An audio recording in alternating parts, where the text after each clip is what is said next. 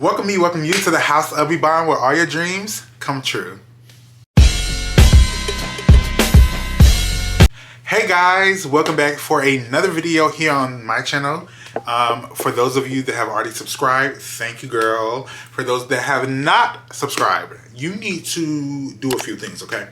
So you need to subscribe, like, comment, share this video. You know, also click the notification bell to be notified of when I drop a new video. All right, as you can see in the title, we're talking about the third episode on the greatest show right now that is on TV called Euphoria.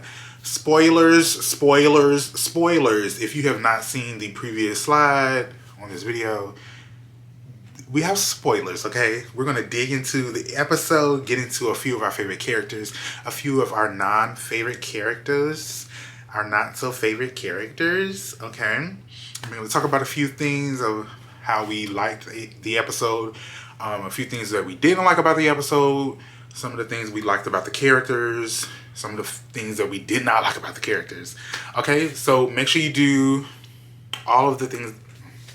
So make sure you get your popcorn, your soda, your juice, your weed, whatever you need to relax and sit back and enjoy the ride. Do that. And now let's get into the video.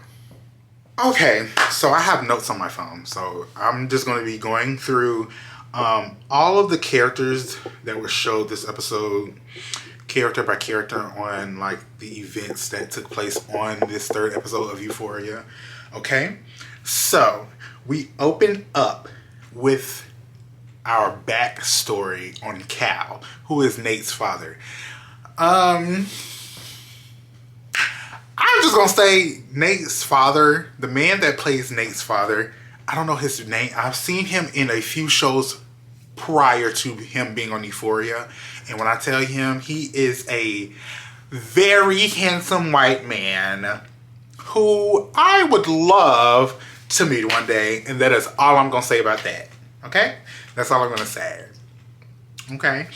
And so we we get his backstory and find out that he had the, you know, the typical gay realization experience. Well, I wouldn't say the typical, because not many people fall in love with their best friend and the love is reciprocated. So I would say in terms of him coming to the realization of his sexuality and not being allowed to express it and it being shunned, that part is very normal in terms of young people like me and you, whoever's watching, being shunned and being ridiculed for expressing their sexuality in not a immoral way, just like expressing it through love and care, you know, things like that.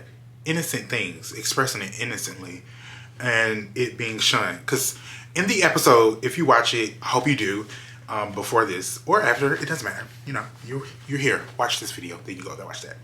But in the episode, part of the beginning of the episode, in Cal's like retelling of his story as a teenager in high school, he has his best friend. I think his best friend name was Derek, and so Derek, they both are on the wrestling team. Cal is infatuated with this girl in high school. She's infatuated with him. They start dating. And him and his best friend are very close. And Cal starts to have wandering eyes. And so if you've never, you know, if you're not gay, right?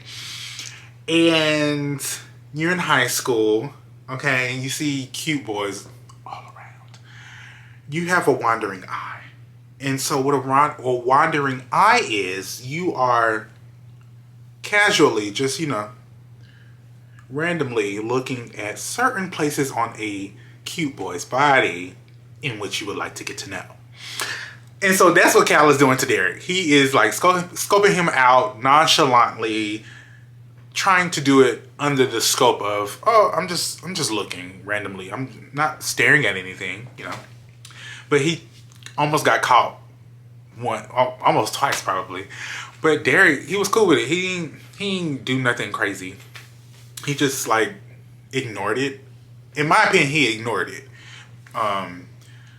And so as the episode continues in the beginning, we see that Cal and Derek their relationship is very tight. They're like brothers almost. Like they're super close. They talk for hours. It could just be them two. They talk about anything and everything. And so him and the girl that he met, they started dating. They're together. They're having sex. All that. They're exploring themselves in their newfound sexuality with one another. Okay. And so after they graduate, you know, the episode moves pretty fast in terms, they just hit the important parts that we need to know in terms of the relationship between Derek and Cal.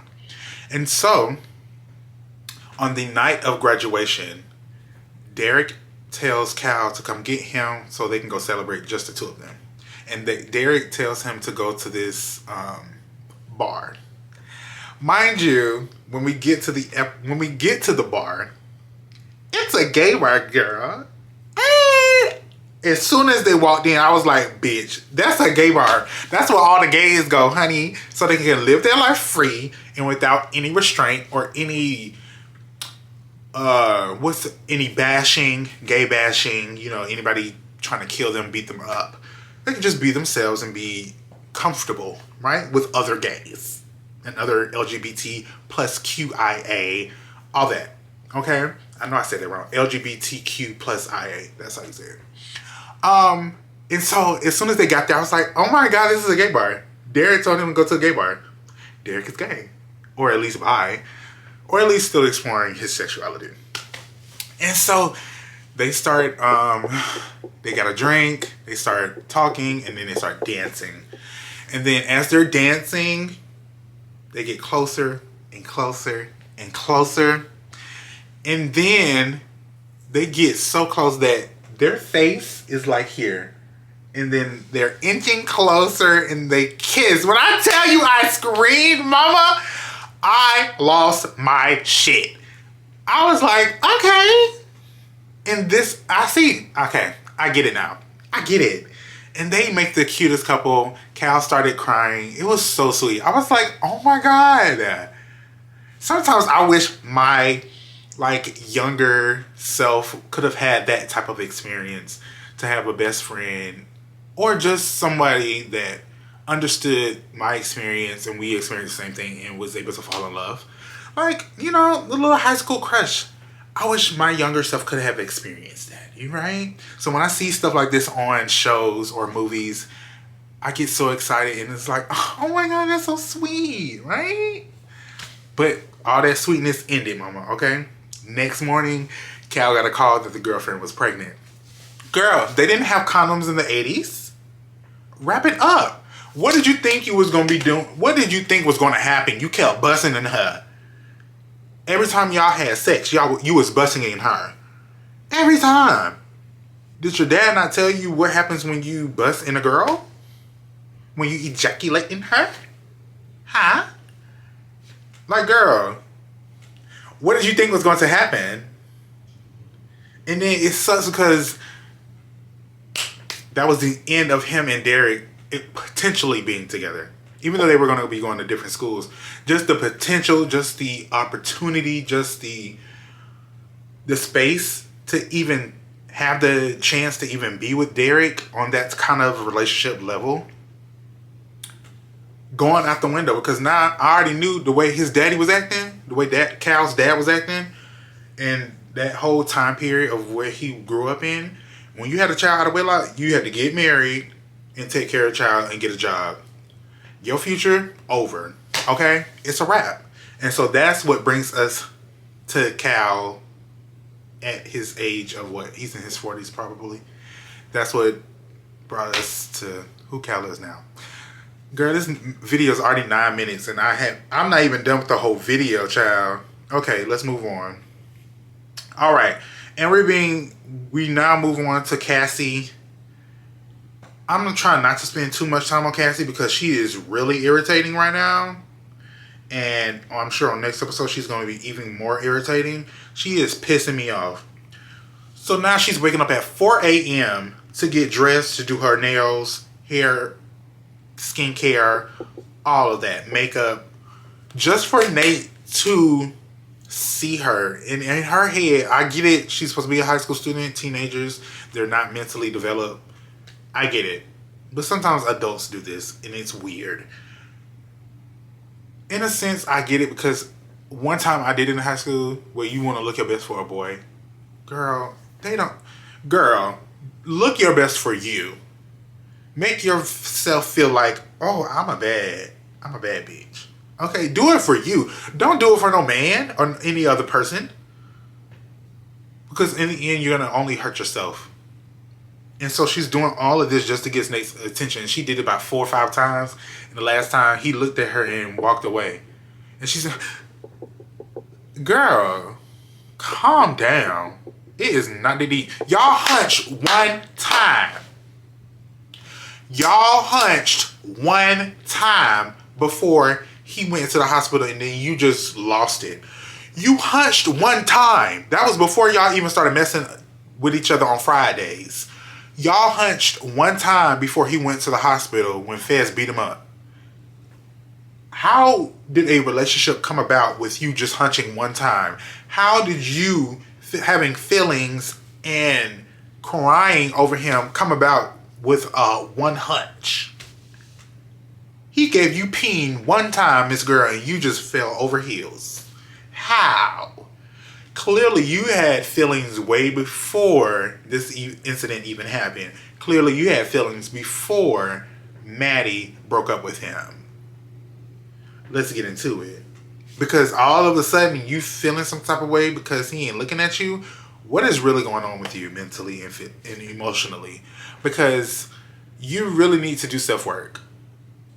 I know you're a teenager, but this is sad. If you, any girls or, forget girls, any person in general that has this kind of behavior, that you need to stop it because that is not cute and it's not healthy.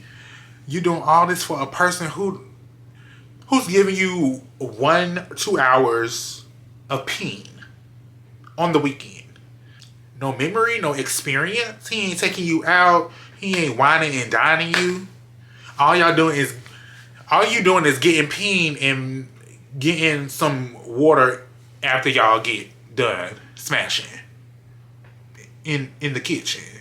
He ain't whining and dining you. Girl, if I am going to be doing this on the weekend, you're taking me out. You're going to be buying me things. And you're going to be giving me peen. You're just not going to be giving me peen. And then when Maddy saw Cassie wear kind of the same outfit, the blue and purple, when Cassie had the blue on and then Maddy had the purple on, I was like, girl, Maddy, girl, hurry up and put 2 to 2 together. Put 2 and 2 together. She's been acting very weird ever since that incident with Nate. Put it together, mama. Because you saw her boo-hooing crying in the back seat holding his hand when y'all was driving him to the hospital. Maddy's a smart girl, so I'm sure she's putting 2 and 2 together. And was that cat paws on Maddy's chest when she had that purple outfit on? Because if it is, y'all really taking cues and, inspo from Eve, the rapper, because she has those tiger paws on her chest. So I don't know if that was tiger paws. It was like a quick glance at her outfit and everything, so I don't know. All right, next we're moving on.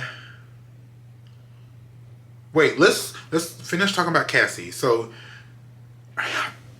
we're moving deeper into the episode with this part with Cassie and Nate.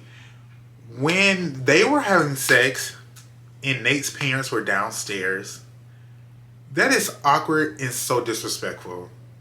Like, how dare you, Nate?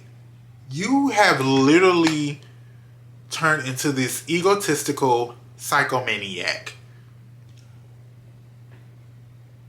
How do you feel it's okay for you to have sex and be all loud? Y'all are loud and your parents are downstairs. I don't care how much you hate somebody. That's so disrespectful. And for the mom not to even say anything, of course Cal is not going to say anything. Because he thinks Nate has that tape with him messing with Jules. Well, having sex with Jules. So of course Cal is not going to say anything because he has that over his head, which is such a weird dynamic. It's very weird. You're blackmailing your own father. That's very weird. and your father really didn't do anything to you. He just messed with the girl that you like. It's getting weird. It's getting weird. I can't wait to see what happens on the next episode. It's getting really weird. That was really weird to me. It's like, I don't care. Let that have been a black household. You really think you better be having sex in your parents' house? Even if you do, don't let them hear it. That's so disrespectful. I wish my child would be having sex in my house. Yes, you're old enough to do it, but I shouldn't be hearing it if you are going to do it. I should not be hearing it. And then you're loud boasting. You're boastful with it. Girl, no. No, ma'am. No, ma'am. No, ma'am.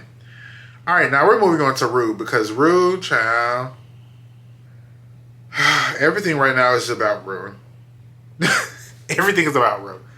Before we move to Rue, let's finish out with Ashtray and Cal. Girl, did y'all see when Ashtray kept bashing Cal upside his head? Girl, I was like, is this like a memory, or is it like, not a memory, but is it like somebody wishing this would happen or thinking this is happening? Because is this really happening right now? It's like they go back and forth and do memory and do recalls on past events so much that it's like hard to realize when something is in the moment, in the present tense. Because I was so confused. I was like, is this really happening right now? When I tell you there was so much blood, and Ashtray was not fucking around. Okay? I don't know about you girls, but I need Ashtray on my team. When a bitch talking crazy, just da, da, da, da. Like, just bashing him beside his head, and Cal talking, stop, okay, stop, okay. Like, he getting to the point where he can't even speak properly to get his words out. Girl, I kiki that whole scene because I was like, oh my god. I was not expecting Ashtray to be bashing him beside his head. Ashtray is that girl. Ashtray is that girl, okay? Alright, so everything now is about Rue. You are a piece of work, and I think you're going to be a drug dealer for the rest of your life. I know this is a fictional character, but if this is a real life character, which somewhere in America, somewhere in the world, there is a teenager girl or person, a teenager, period, no matter the gender, that is hooked on drugs, that continues to do drugs and lie to their family, a lot of friends, lie to people that they are in AA meetings with, what have you. So somewhere in the world, there are people like this, and it's sad. It sucks. It sucks that you can't express yourself and be yourself without the influence of drugs. Not saying that drugs are... I'm not saying that drugs themselves are horrible. Because some drugs come from Earth. Like they're natural things that grow, that humans tweak a little bit. They tweak it and make it into a drug that can be consumed, right?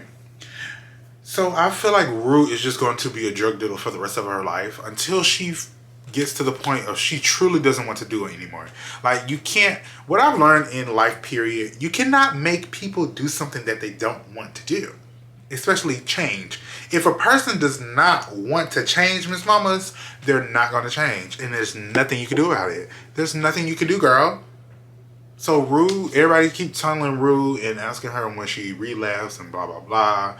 And Gia, that's her sister's name, right? Gia? Her trying to convince Rue to stop doing drugs. I'm sorry, sis, but you can't make your sister stop. She's going to do it because that's what she wants to do.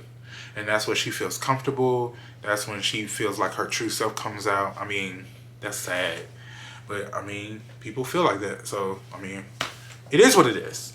And so her lying to Gia, gaslighting her to get what she wants, gaslighting other people to get what she wants from them.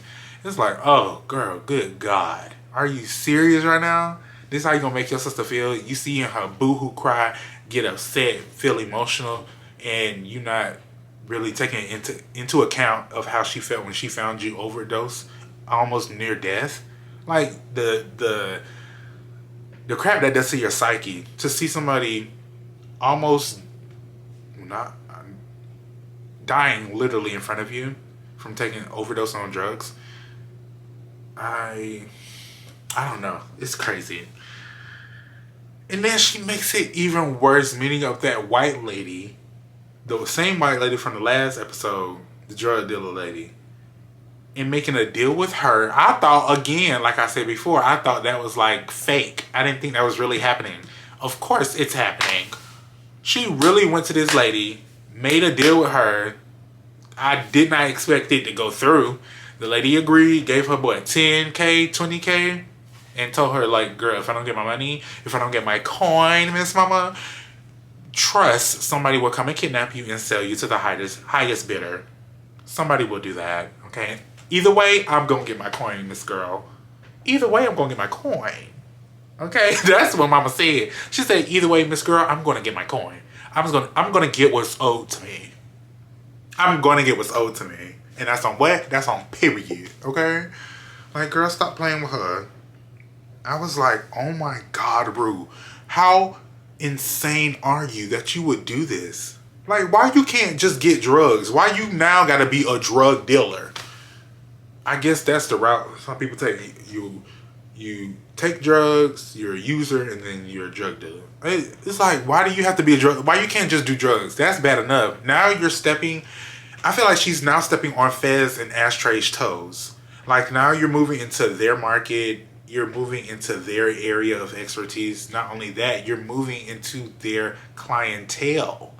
Like, you see what happened when Ashtray couldn't take no more. He bashed them two folks upside the head and killed one of them. What was his name? Mouse?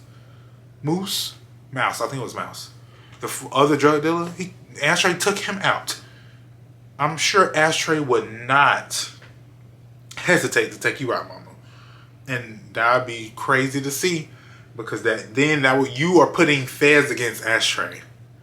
Girl, if Rue has Ashtray and Fez fight, I am going to lose it. Do you hear me? I'm going to lose it. Rue is she's a mess. She's a complete mess.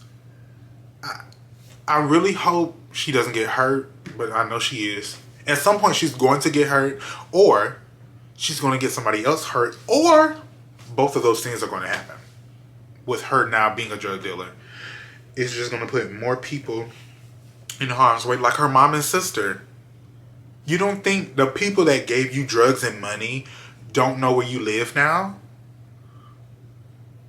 You think they don't know where you live just in case something go down and you don't give them their money, that they're not going to find you? They now know where you live. Now that puts your mom and your sister in harm's way. Clearly, obviously, she's not thinking of that. She's just thinking, how can I get quick money and how can I get higher? That's all Rue is thinking about. That girl makes me get a headache every time. And now the last part. That's really going to lead to a lot of mess, a lot of drama, and a lot of sex probably between these characters. So now we have this boy, what's his name? Elliot? I think it's Elliot. He's now coming to Jules and Rue's relationship in terms of just it just being them two. It's always been just them two. Now we have Elliot. Now it's 3 people instead of just 2 people always being together. And it's like, when they, like in the beginning of the episode, I just felt at some point, somebody's going to fall for the other person. And somebody is going to get, 2 people are going to fall together in love or lust. And then there's going to be another person on the side who's going to get their feelings hurt. And at this point, by the end of the episode, I feel like Jules and Elliot are going to get together. Elliot is messy. See, Elliot is messy. I feel like he intentionally does not understand the way his comments affect other people. Because he's just, in my opinion, he's just talking out his ass. So he's just talking, telling Jules, oh, you look pretty. Oh, you got nice tits. Oh, you look this, you look that. All that good stuff. And it's making, of course, when you're a teenager, if a cute person is telling you all this good stuff about yourself that you already know is right, it makes you like, oh, okay. All right. Like, it's making you feel that type of way, right? And so, I feel like Jules and Elliot are gonna hook up. Probably. Maybe. Most likely. They're gonna hook up, and then Rue's gonna feel some type of way. She gonna lose it. She gonna get deeper into drugs. It's gonna be a whole hot mess, okay? It's gonna be a whole lot of shenanigans, a whole lot of mess, a whole lot of drama, and I am here for it. You know, one thing I'm really here for, before I end this video, the number one thing I am here for, and I am ready to see, is Maddy to find out that Cassie and they have been messing around. I am ready to see the light bulb go off in Maddy's head, whether somebody tells her, whether she catches them in the act, or whether she just put 2 and 2 together to make 4. I am ready to see that light bulb ding and her go in on Maddy face, on Cassie face. I'm ready to see Maddy go in. Okay, I am ready because Cassie's been pissing me off. She is a bimbo. She's literally dumb. Okay, I get it. They're high school students. I get it. She is searching for the love of her father because her father was not there. The male role model in her life left her completely, and her sister. I get it. But god dang, how many times do you have to experience disappointment, loss, and disrespect? Like, I'm ready to just see Maddy whoop her behind. Because at this point, I'm tired of Cassie. I am tired of that girl. Well, guys, that has been the breakdown of episode 3 from Euphoria season 2. I hope you guys liked this video. I really liked this episode. The only thing I did not like from this episode was how Rue, I didn't even say this in the video, but how she disrespected, I forgot his name, but it's kind of like her mentor in a way. The guy from her meetings, her AA meetings. And when she finally got that suitcase from the drug dealer lady with the money and the drugs in it, and he was talking to her as she was leaving, walking down the steps, and she was being rude, talking about, you ain't my daddy, oh, now you want to be somebody's parent, you can't be parenting your own children, blah, blah, blah. And she was being so mean and disrespectful. It's like, god dang. Girl, I'm just trying to look out for you. First of all, you need to calm it down. Okay? That one thing about it, 2 things for sure, you're not going to be talking to me out the side of your neck. That's one thing you're not going to do. I was like, no, she is not talking to this man like this. Girl, I can't. So that's one thing I really didn't like in this episode. Everything else, I liked it. It was tea. Ready to see Maddy find out about Cassie. Ready to see how the relationship between Cal and Nate is going to progress. Ready to see how the relationship between Jules and Elliot is going to progress, Miss Girl. Ready to see how Lex, deals with her emotions about her sister, about her potential relationship with Fez, her feelings for him. Ready to see a lot of different things on the next episode. So I can't wait to see it. Let me know in the comments what were your favorite parts of this episode, this prior episode so far. And let's kiki in the comments, okay? Let's kiki. So do that.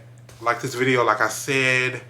And I will see you guys in the next video.